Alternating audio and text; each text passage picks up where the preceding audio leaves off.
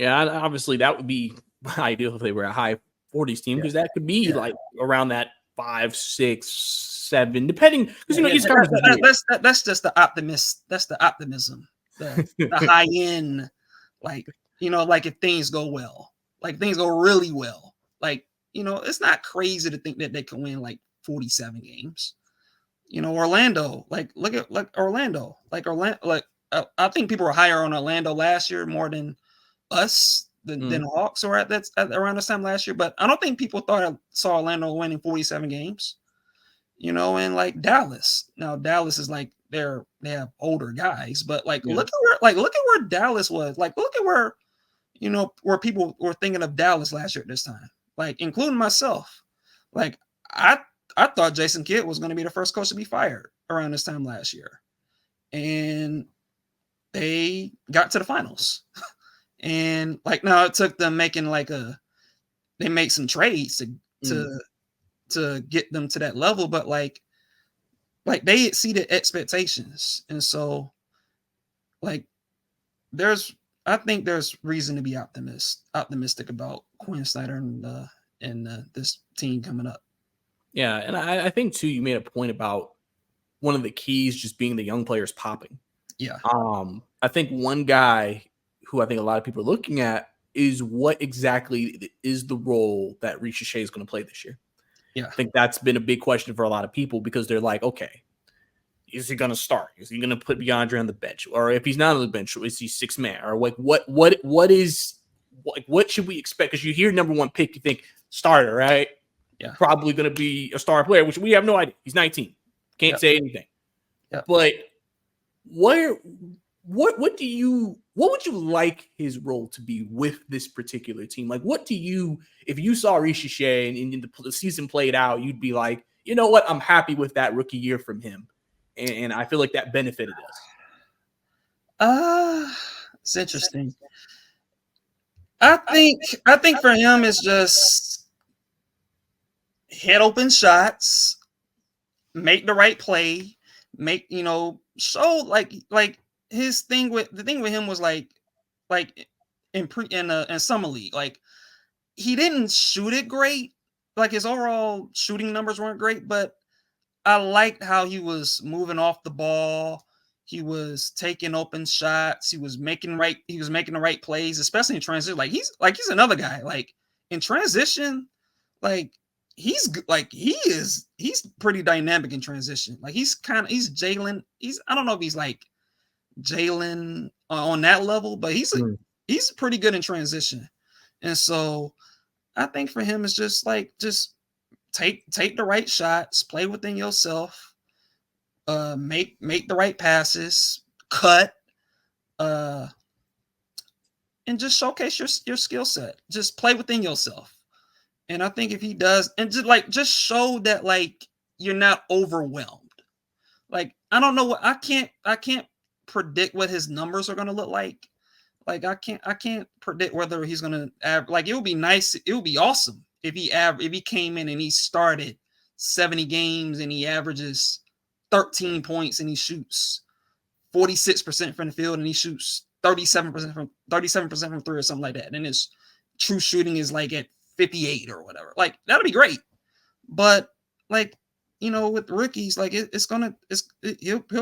through a little bit of an adjustment period. And so for him, I just want to see if he belongs. If he just you know what I'm saying? If he just makes the right play and he makes the right decision and he hits shots and he just doesn't look lost out there. I think if he does that, I think he'll be fine. And it's also interesting because I was looking back at Donovan Mitchell's rookie year, and I know I brought him up earlier, but Quinn Snyder, Donovan Mitchell's first 11 games, Donovan Mitchell he started on opening night, but throughout the following 10 games, he only started 2 times after that. And so I could see Quinn Snyder kind of mixing and matching lineups. One I could see him on opening night. He might start. You could see him starting DeAndre Hunter and Dyson Daniels in game 1, And then in game 2, he might start Dyson Daniels and Risacher. Or in game 3, he might start Bogey and Dyson Daniels. And so I'm anticipating Quinn Snyder to use different lineups, especially with the wings. And I think for Risacher, it's just, whether he starts, whether he's he's coming off the bench. I just want to see him if he has a bad shooting night, hopefully it doesn't overwhelm him with his confidence. He just, I just want to see him just, play within himself, whether he's making shots, missing shots, just playing with confidence and just playing with confidence, playing like you belong. And I think if he does that, I think we'll be okay. I think offense will be okay. And I think you'll be able to tell, whether he belongs in the league or not. Yeah, and I think too for Risacher too, I think, it's good that he'll have, I think, Trey there to set him up and give him good looks. And it'll be interesting to see how Quinn uses him maybe off ball to see if he can get him good looks as well, because they did a little bit of that in Summer League. Yeah. And then he can also handle the ball a little bit as well. So it'll be interesting to kind of see how that all formulates together. I was impressed with his play in trend. Like he can handle the ball in transition. Yeah.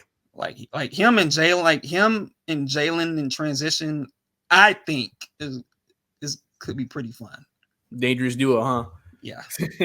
like you can see Jalen just dribbling the ball and Risacher just running to one of those corners and he's open for a 3 and Jalen kicks it out to him and he shoots a 3. Like I could see that being really dynamic. Hey, and if we get dynamicness on the floor, that means it's probably a hopefully better product, and that leads to some wins for the team. And so now I got to get into the grime of things here. Okay. I got to get to your favorite topic, the center position. Okay. Obviously, I'm aware of how you feel about Clint Capella. and listen, a lot of Hawks fans are also the same boat as you. Yeah. We got a report earlier in the offseason from Brett Siegel from Clutch Points saying that Okongwu is expected to have an increase in minutes. Yeah. Now, we don't know if that means he's going to start or what, but just for Okongwu, for you, do you want him to start? Because we have evidence and numbers that Jalen and Okongwu have been a positive on the floor together. Yeah. But I've also seen a lot of people give pushback to Okongwu starting, saying he's not big enough. It's not gonna, but people just talk about the size. That's why he can't start.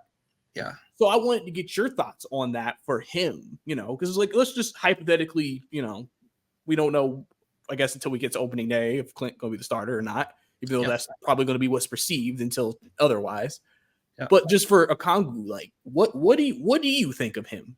Coming into this season, he just got that contract extension last year. Yeah. You would think, okay, let's give him a shot and let's see if he is a guy who can be your starting center. Yeah, I think he needs to start. And look, it's not necessarily because I think he's way better than Clint Capella or anything like that. Because I think, to be objective about it, I don't think Onyeka has consistently, I feel like he's been better than Clint. He's been better than Clint for stretches, maybe for a month, maybe for 7 weeks, but he hasn't been better than Clint for a full year. And so I feel like for the Hawks, especially for this season, you gotta find out whether Onyeka can be a starting center, because I think it's one of the big questions. Can Onyeka be a good, solid starting caliber center? We're in year 5. Like you said, they just gave him a deal last year. Find out. And because Clint is in the last year of his deal, you don't have to worry about the politics as far as we got to play Clint because we have him for 2 more years and his trade value. We got to up his trade value. You don't have to worry about that now. And so I think you just gotta ride it out, see how good Onyeka is. Can he play? Now for Onyeka, I think for him is like, can he get back to the guy that he was the second half of the 2022-2023 year? Like the year when Quinn Snyder came. Because I thought from like, I want to say from like February of that year on of 2023, I thought he was fantastic. I thought he was awesome. And you saw like the chemistry he had with Jalen. And so I think you want to see him get to that. I felt like last season was a bit of a disappointment just because it just felt like watching Onyeka, like he was just kind of there. Like he wasn't like standing out. He wasn't playing bad per se, but he wasn't making an impact until February, where he had that 7-game stretch where he averaged 16-9, and then unfortunately injured his toe and he was out for the year. And so I think for Onyeka for him it's just consistency, just being more aggressive offensively. He's a great finisher around the basket. Like he might be the best finisher on the team. Just like you just give him the ball in the paint and he'll make a layup. Like he's a great finisher. I feel like that's something that I know Glenn, I listen to his stuff and I know he talks about it all the time about how great of a finisher he is. And so I think for Onyeka, just do that, continue to, improve his jumper. I know he likes that corner three that he takes. Continue to, shoot more of those shots and just continue to be more confident as a shooter, because I think he needs to extend his range a bit. And so continue doing that. And look, he's small. I mean, he's a short center. And so he's going to have some limitations depending on who you put next to him. But like you said, he's great. He's great when he plays with Jalen Johnson. Like those two fit well. And this season, I feel like those two should play together a lot. And so, yeah, I think for Onyeka, I think this is a big year for him. I think this year should be a determining factor of like, can this guy be an effective starting center, or is he a backup? And so I feel like this season, one of the big keys for this season is just answering that question, figuring that part out. And I think because of that, I think he needs to start. And I think he will. I think on opening night he's going to start. I think the Hawks have realized, like, we're going through a transition period, and we want to get a little younger. I know Steve Koonen's been talking about it on the radio. I know he talked about it on the radio a couple of weeks back about like how, Trae Young was going to could be our youngest starter. And so I think, again, like I think for Onyeka, like, this is a big year for him. And I think we're going to know a lot. Yeah. And I think if he takes that next step too, I mean, again, that just helps out. And also, I've always mentioned fact, it also helps that, Jalen and him seem to be like really close too. Yeah. And they always talk about, oh yeah, because Jalen's a really good passer. He's like, I can throw alley oops to you and things like that. And they can create kind of like a miniature 2-man game between the two of them as well at times, just because of the fact that Jalen has that type of ability to play make, and then Okongwu will be in the right position because he really is a good finisher. I mean, I think that's one of the frustrations people have with Clint Capella is that he doesn't always finish, and that could frustrate you.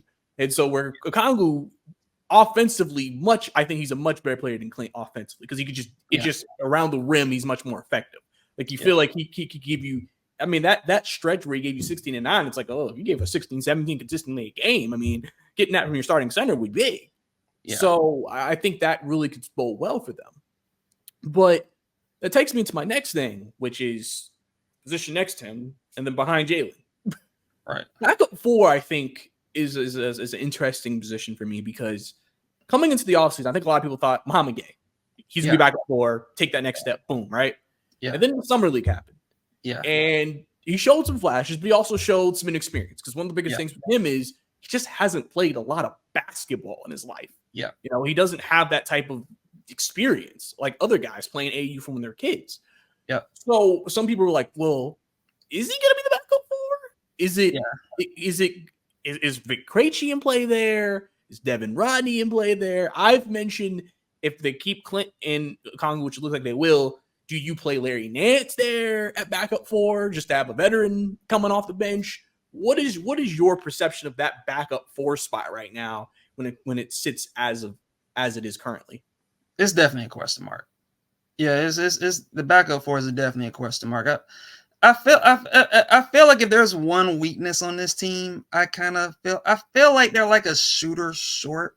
Like if you look at the roster, the only real elite shooters is Trey, is Bogey. You know, DeAndre Hunter had a really nice shooting year last year, but you kind of want like, is he really a 40% guy? Or is he more like a 36, 37% guy? And you have Risacher, who's a rookie. And so I think I feel like that, especially in the front court, like I feel like that the one thing that they have that the Hawks haven't really, I feel like they haven't fully addressed is like this like the production that Gallinari gave them. You know, like Gallinari was a guy that was, you know, he can get your buckets and hit threes and score on mismatches and just be a presence at that backup four spot. And I know Sadiq Bey did that at times. Not this past year, but like the year that we traded for him. Like he kind of did that, and you know, he's gone. And so now, like you said, you know, is it Larry Nance? But do you really want to play Larry Nance at the four? Don't know. Like it's been a while since he played it. He's been mostly a center. And so you have, you know, DeAndre Hunter. I would, you know, you have DeAndre Hunter. You know, you start him. Do you play him at the backup four? And so, to be honest, like it's a question mark. Like it's like, to me, that spot is definitely a question mark. I don't. To be honest, I don't really quite know how they're gonna play that spot out. But yeah, it's a concern. That's probably like the biggest like question mark on the roster to me. Is that backup for a spot? Yeah, because I don't. Is it David Roddy? I don't know. People were enamored with that one. They're like, David Roddy. I know you brought up Vic Krejci. I think he's gonna. I don't know what his role is gonna look like on opening night. I think at some point he's the guy that I think should be playing around like 18 to 20 minutes, because I think he's a guy that just he does everything. Like I thought his defense was good, especially his team defense. He was a good cutter. His 3-point shot improved. Maybe you play him at the backup for a little bit. And so, but I don't know. Like I don't know how the backup four spot is going to shake out, but it's a question mark for sure. Yeah, we just have to see what happens with that. And obviously, I guess you could say they have some options. And like you said, you can play with it a little bit. You can kind of see what you want to do there, see what you like, and then kind of make a decision based off that. Depends on what fits better, what's worked better. And if you have to maybe for particular matchups use different types of lineups, you can do that as well. So there's some versatility there that can be had for Quinn if he wants to do that instead of maybe having a firm number 4 at that spot. So I'll hit you with this last question and I'll let you go, sir. Okay. So now we got to get into the starting 2 spot, because that's also been debated. Okay. I think a lot of people wondered when Dyson was traded, well, if he starts with Trey, boom, point of attack's fixed in your starting lineup, got your defender, Trey can do him. Obviously, with Dyson, the biggest thing is offense. Can he, because for him, really, it's not going to be his overall offensive game, is can he shoot well enough, become big enough of a threat to then not make teams still collapse, and then, you know, because that's going to ruin maybe the spacing they want. Where Bogey is a guy I've said, they've been to East Conference Finals with Trey and Bogey before. They work well together. There is good chemistry. And I know Quinn and him have really good chemistry as well. So and he just fits really well. He had a really good year in the Quinn Snyder system last year. So, do you go to Bogey there? Now, I think naturally, because Bogey's more of a natural two guard than DeJounte, it's just a naturally better fit, even defensively, even though Bogey's not the best defensively, like it's just a better fit in that spot. And then obviously offensively, you're getting your space, you're getting the shooting, the offensively, I feel like even though DeJounte's a great scorer, a really good scorer, Bogey can still score too. Like, he gave you a 40-point game last year. So I think that's been something people have been wondering about. Should it be Bogey? Should it be Dyson? Shoot, some people think should Kobe Buffkin be in the discussion. What do you think about that starting two spot? I think it might be Risacher. Like to me, it's so hard figuring out who's going to start at the 2 and 3 spot for the Hawks. Is just it gives me a headache sometimes because I don't know. And like I think what's going to be interesting in like camp and preseason is like how does Zachary Risacher look? Because if he's like a little better than expected and like he shows that he belongs and he's not overwhelmed, like I'm like one of the things I'm going to be so fascinated with, the two things I'm going to be fascinated with for the Hawks in preseason is Jalen Johnson and Risacher. Like how does Risacher look?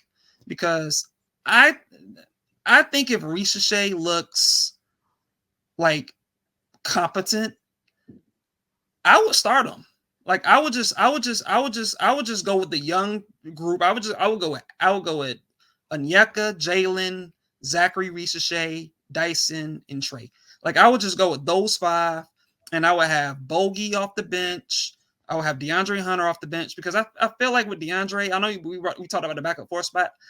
I would like just hesitantly like just play DeAndre Hunter at that. Like he will be my backup 4 when Jalen sits. Like if I was like deciding, like I would probably just go that route. And so like and to me, like I would bring Bogey off the bench from the start just because you still need that bench scoring, because of Trey and Bogey. Like, yeah, it's great, when it comes to starting games, but then you'll have that issue of like, okay, how are we gonna get points from the bench? And so I would just it's hard to like project because we just don't know about Risacher.